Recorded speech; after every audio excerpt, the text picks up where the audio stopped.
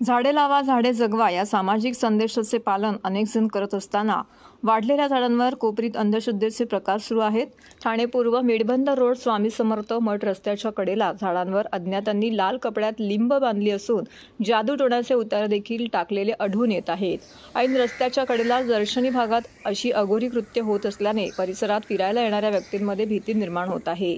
ठाणे पूर्व स्वामी समर्थ मठाकडे जाणाऱ्या रस्त्याच्या दोन्ही कडेला स्थानिक नागरिकांनी झाडं लावून त्यांची जोपासना केली आहे।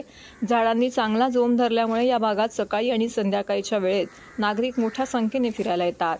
मात्र गेल्या काही महिन्यांपासून येथे जादूटोण्याच्या घटना वाढीस लागल्या आहेत।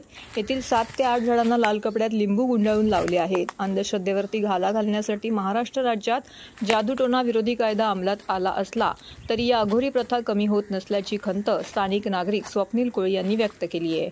याच परिसरात काही दिवसांपूर्वी बोराच्या झाडावरती अज्ञात व्यक्तीने अघोरी कृत्य केल्याचे दिसून आले। या झाडावर 7 ठिकाणी काळ्या रंगाच्या 7 रिबिनी बांधून तेथे पूजा अर्चा केली होती। या ठिकाणी काही वेळा लाल काळ्या कपड्यात उतारे देखील काढलेले असतात। त्यामुळे या परिसरातून जाणाऱ्या व्यक्तींमध्ये कळत नकळत भीती वाढताना दिसते। तसेच जीवनाला त्रासलेले कौटुंबिक समस्या अशा प्रकारातून सुटकारा मिळावा म्हणून काही जण भोंदूबाबांच्या नादी लागतात, नवस जादूटोणा इत्यादी अघोरी प्रकारच्या आहारी जात आहेत। मात्र यामुळे भोंदूबाबाचं फावतं आहे।